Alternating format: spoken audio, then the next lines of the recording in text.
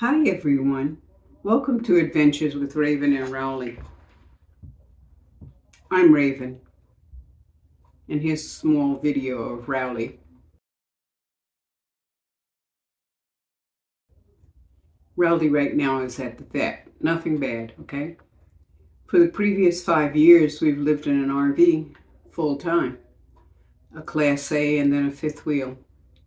We've lived full-time in a converted 6x12 cargo trailer for the past 10.5 months. This week, I moved into a hotel cabin for a few days. Last week, I talked about my ride up into the mountains. It was beautiful.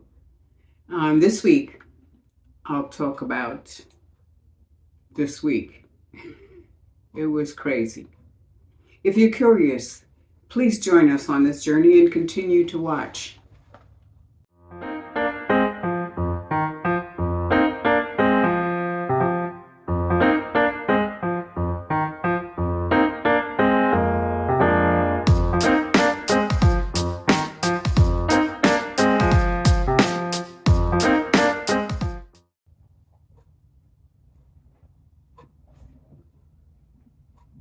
It's been a crazy week. You know, today is Friday. I should have done this video sooner, but you know how things go, right? Sunday night, I got a call. It was after dark, of course. I got a call from a friend at the RV park where I store my RV. She said somebody broke into the storage area and broke into a bunch of trailers, and mine was among them. It was about 7:30 at night. I was out on the plateau. There was no way I was getting into town, okay? And she told me that this happened the week before. You know, maybe 2 weeks before, but it happened, you know. I didn't sleep very well Sunday night. Maybe 3 hours if I'm lucky, I think.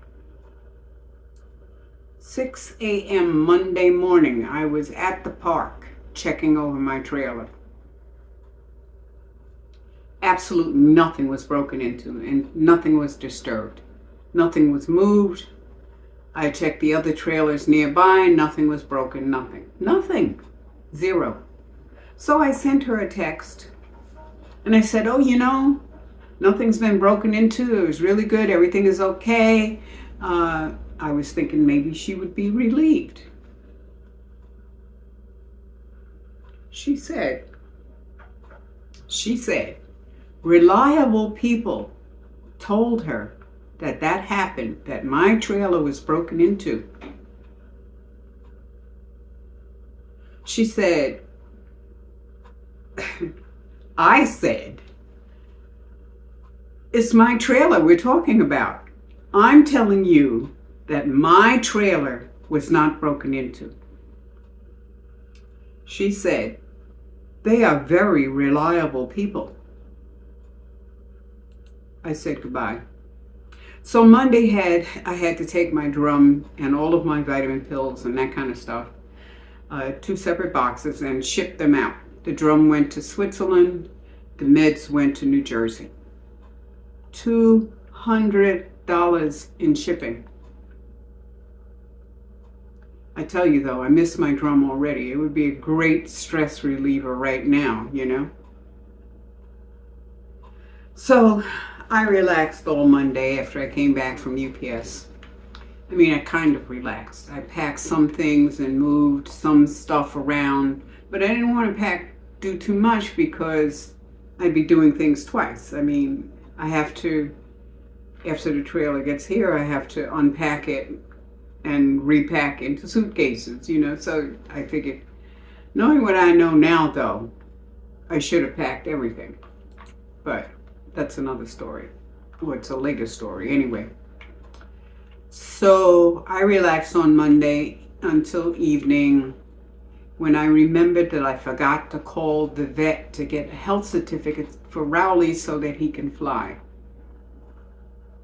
I need a certificate to be created within 10 days of the flight. Again, I didn't sleep very well. I kept dreaming of what would happen with the vet, getting him on the plane, all of that kind of stuff that messes up your night, you know? Anyway, Tuesday came. I talked with a friend who was going to help me by spotting me as I hitched up the trailer. The vet had no appointment space until after my flight, and the receptionist said she would talk with the doctor, but she was in surgery right now. So I'm in a holding pattern, you know? So I made arrangements with my friend who was going to spot for me and asked if it was okay that we hitch it up around later that day, around 3 o'clock. You know, I wanted to wait for the vet call in case I had to run into town and get Rowley and when she called after I had dropped him off, you know. If she called today, that day, and if she called before 3 o'clock. Okay.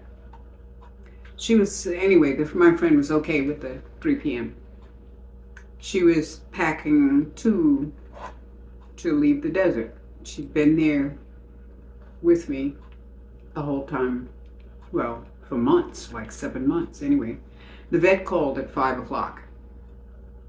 I got an appointment for Friday, which is today. I have to get over there. I had to get over there at 8 o'clock this morning and leave Rowley there all day because she's going to work on him between scheduled patients, which is a blessing, let me tell you. So I got a cab over there this morning and I left Rowley, who was not happy at all, and realized that I had left my phone here in the cabin, and there was and so I decided just to walk back from the doctor's office, the vet's office, to here, which is a little over a half a mile, I think, maybe more like a mile. But I walked it. I haven't walked that far in months, but it felt good. Anyway, so 3 p.m. came. That was, what was it, Tuesday? That was Tuesday. And I backed up the car and all of that kind of stuff that you have to do to hitch up a trailer, you know. And I started to winch it down so that the trailer hitch, it's like a cup, drops onto the wall like that, right? It was then that I realized that I was parked on a slope. I've been in this spot for months and never realized that I was parked on a slope. And the back of the trailer was downhill, and the tongue was sticking up in the air. Yeah, at an angle, and the ball is down here, you know. So we got together and we used the scissor jacks to try and lift the back of the trailer up so that the ball would fall down. Well, you know, would fall forward and down. Well, we figured for some reason, it just didn't work for some reason. We got the ball to come down like partially, almost on the trailer. I'll put a picture here.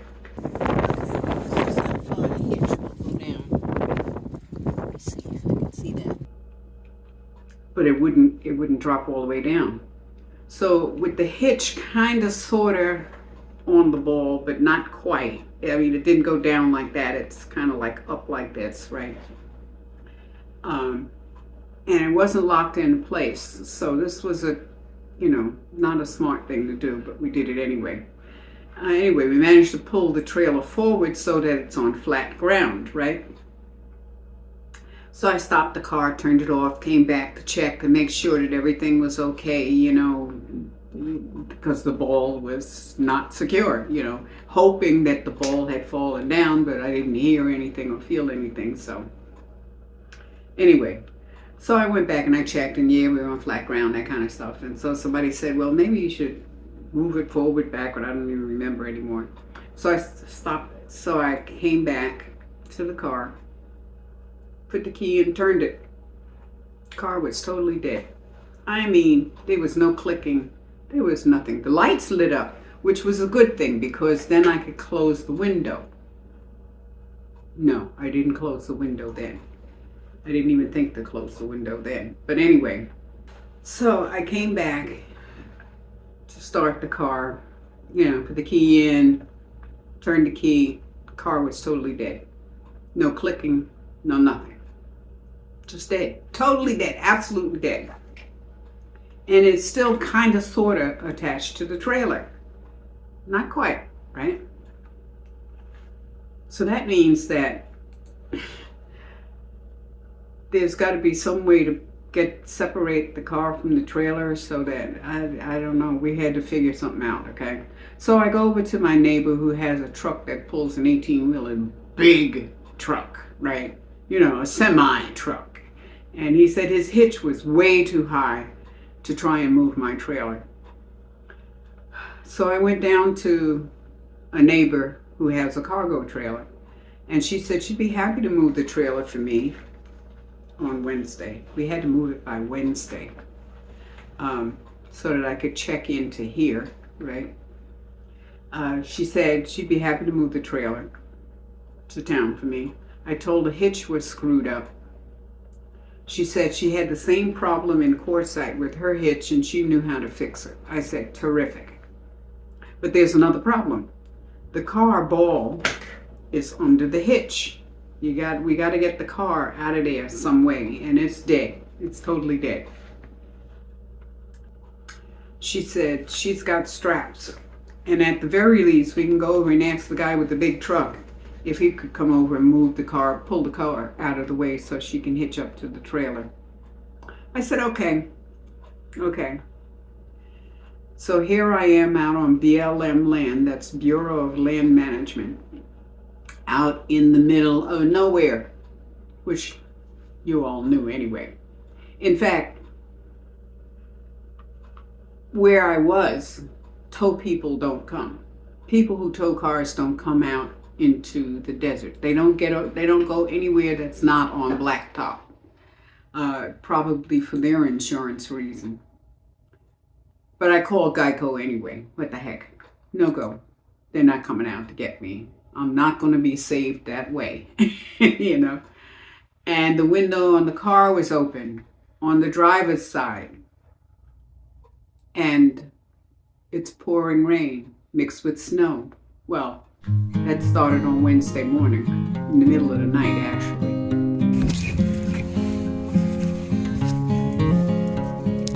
I've never seen snow like this. This is amazing. It's sticking. You see? See all those white spots? Not just rain.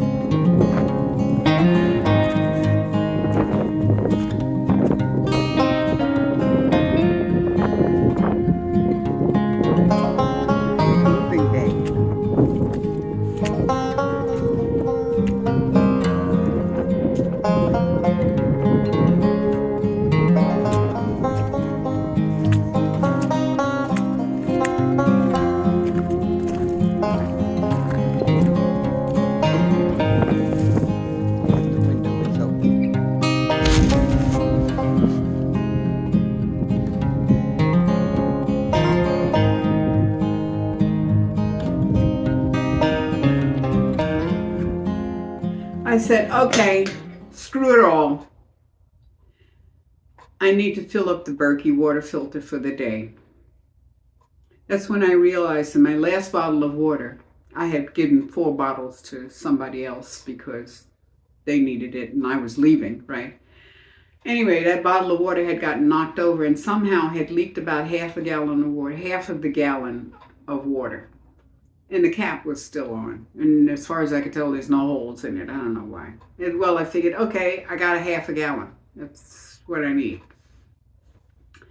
So I said, okay, let me go and hook up the propane because we unhooked the propane when we went to move the trailer forward to get it up onto level ground. So I hook up the tank. Tank is empty. It was working when we unplugged it to move the trailer. There was a little propane left in the tank, but it probably not enough pressure to push it out or something or the other. So I went over to Sandy, the next door neighbor who is gone now. Last I heard, she was in Kingston. She travels, I figure, safe travels, Sandy. And I asked her if I could have one of her little chafing pot warmer tanks. It lasted for about 6 hours, although it puts off just enough heat to keep my hands warm, you know. So I let it run down. It, you know, at least it puts some heat into the air. So last night, that night, what was that, Tuesday night, it went down to 39 degrees. I had 3 comforters, a wool blanket, a sleeping bag, as well as Rowley to keep me warm. Problem was, I couldn't go to sleep. I just kind of laid there, you know. I think the last time I looked at the clock, it was like past midnight. And my eyes popped open around 5:30 in the morning. So I didn't get no sleep. So it was Wednesday. It was moving out of the desert day. I didn't take any pictures yet. So I need to check into the cabin at the park Wednesday. I had to pack for the flight, which is the reason for moving into the cabin, was so that I could lay out all of the bags and I could see, you know, one bag after the other and put this in that bag and that one, you know, that kind of thing. And that's the only space I could lay out my bags. Obviously, it wouldn't have worked out there because it snowed. Of course, everything I want to take with me is in the trailer. And I had to leave the trailer and the car in the desert overnight, which felt kind of weird, okay? So I finally called around, and I got a friend from here in the park to go out there and tow the car into the storage area and bring the trailer over here so that I can pack, you know.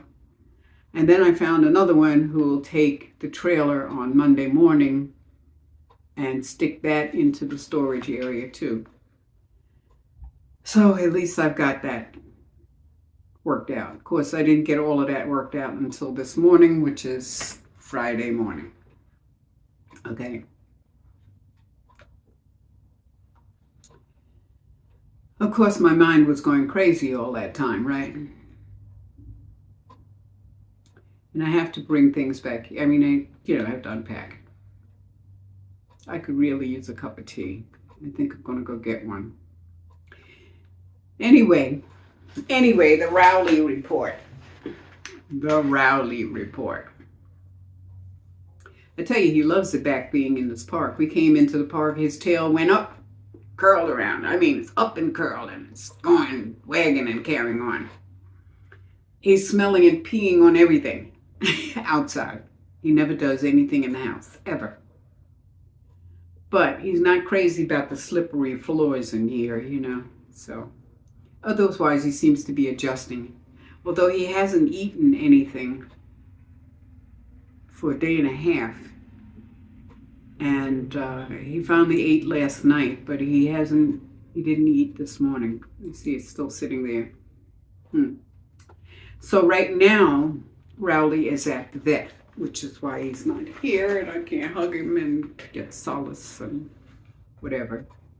He's at the vet because we have to get the good health certificate so that he can fly, and they had to be within 10 days of the flight. So the thing is that she had to take him in, and I had to leave him there, and she's going to give me a call when I can pick him up, and she's going to look at him between patients, you know. She made me take off his collar and everything. He was not happy. He did not want to go with these people. And I got to do it again to him next week when we get on the plane. I got to stick him in a crate and leave him for 9 hours.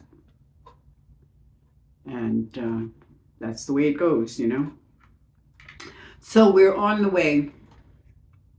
Next week, I'll give you a tour of this cabin and the park that I'm in. This place is just absolutely beautiful. Okay. And take care of you and yours. And thanks for watching. Please subscribe and please share my videos. I would really like to get up to 500 subscribers. Let's see if we can make this happen. Please, please. You know, so share, subscribe if you haven't already, and click the like button, like icon, and the notification bell, okay?